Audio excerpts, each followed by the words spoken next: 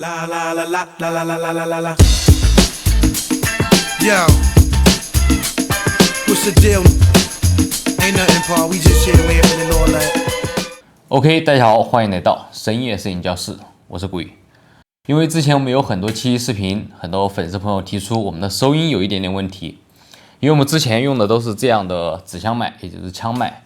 因为之前我们更多的是出去拍 vlog 或者出差时候拍摄，既要收录人声和环境音，所以说用枪麦是非常合适的。但是我们在室内录制的时候，有时候也用它，就是我们的机位与我的人声的距离会比较远，然后周围的环境的声音和反射都会被收录到，所以说造成我们的音质没有那么好。所以说我们决定入手一款小蜜蜂，正好科麦公司出了一款一托式的麦克风 Bone X U-Core， 然后我们也是第一时间拿到了这个麦克风，今天就来给大家做一期简单的开箱评测。好，首先我们看一下它的外包装，它是一个这样的盒子，里面有一个这样的手提包，一般带出去会比较方便。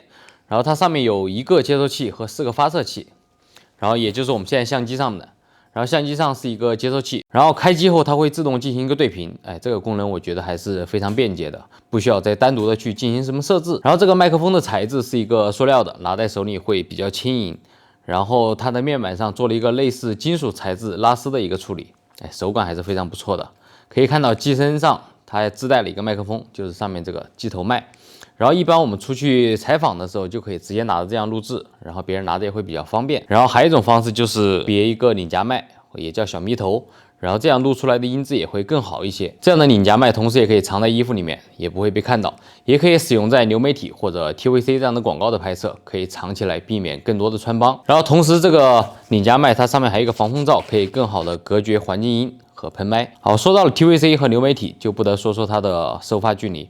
它的发射器上面有一个小的天线，可以调节180度，可以看到就是这样的，最远的传输距离可以达到120米，更好的满足于不同环境下进行收音。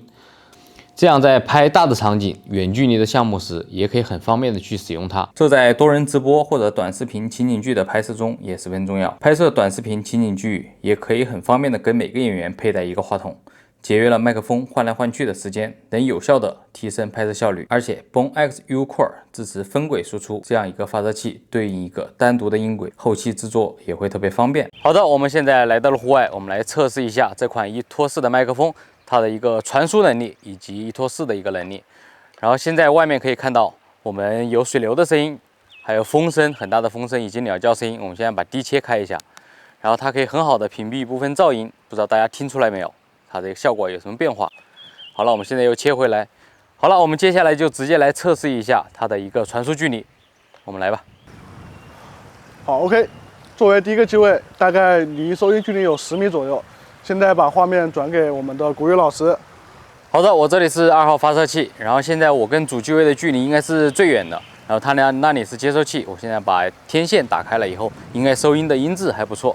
好了，我们把3号机位交给我们的同事。我这里是3号测试机位，我大概现在离画面大概有30米的距离。我们现在的环境是在一个山谷当中，旁边有很多的高压线，还有风噪，还有水的溪流声，可以试听一下我现在的收音效果到底怎么样。好的，我们做完距离测试以后，我们来看一下它的续航表现。